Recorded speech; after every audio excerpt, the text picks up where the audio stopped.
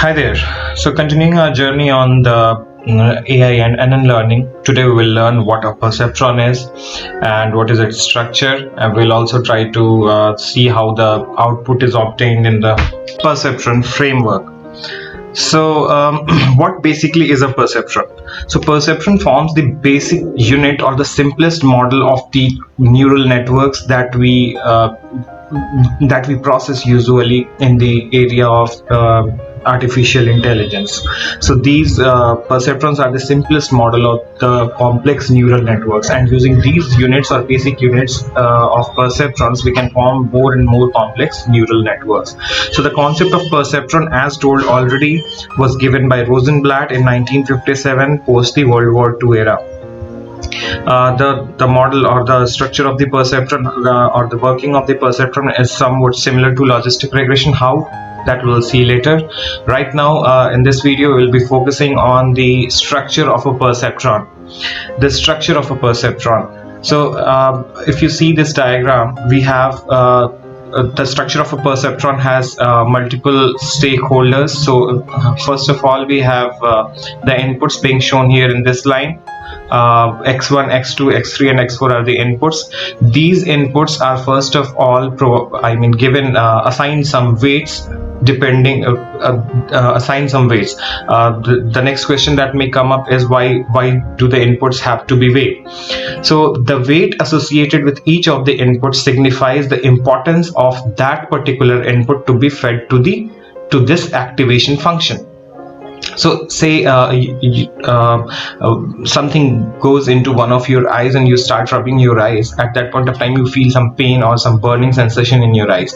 So from the right eye, if the input should be sent to your brain related to the pain happening in your right eye, then that particular input should be given a heavy weight than the signal going from your left eye. So automatically, if the signal that is going from your right eye is going through this way, so weight 1 that is assigned to this signal should be very high, because the pain is critical for the brain to handle or to work upon it. Similarly, the weight that should be assigned to the signal that is going from the left eye, which is completely in the fine condition, that should be less.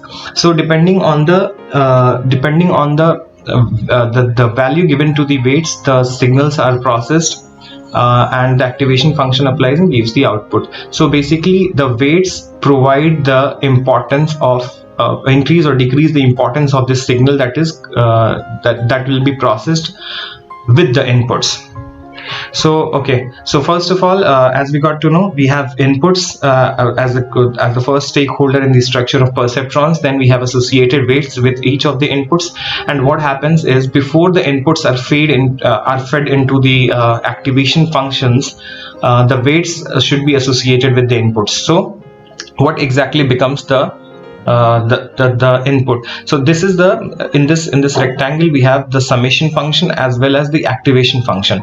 So the summation function basically adds the inputs associated with their weights and then gives it as a block of input or a package of input to the activation function. The activation function acts on that summed set of inputs. So the output of the activation function comes out over here. And what will be the output of the activation function?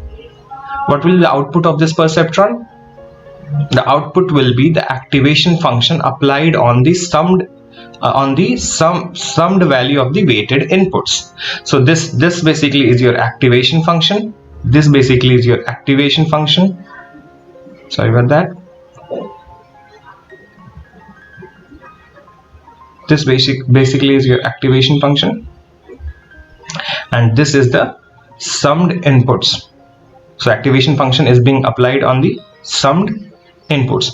So this is the processing area. This is the processing area. In this processing area, first of all, the summation of this in this processing area, first of all, the summation of the Epated inputs will happen.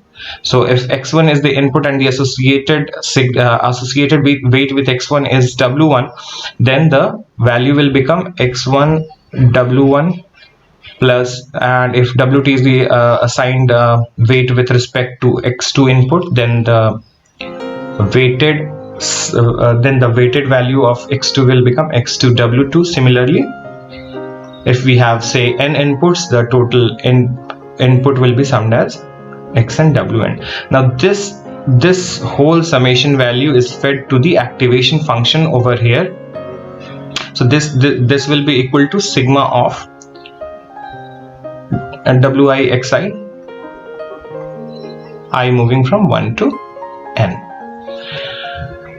So you can mention it over here, I equals to 1 to n, and this is your activation function. So this is how the perceptron works. So basically the input is given, the input is first associated with weights, and then the summation function that basically creates a package of the inputs. It sums up the it sums up the weighted inputs and provides it to the activation function. The activation function then performs the processing of the weighted inputs, and then we obtain the output. So this is how the perceptron works.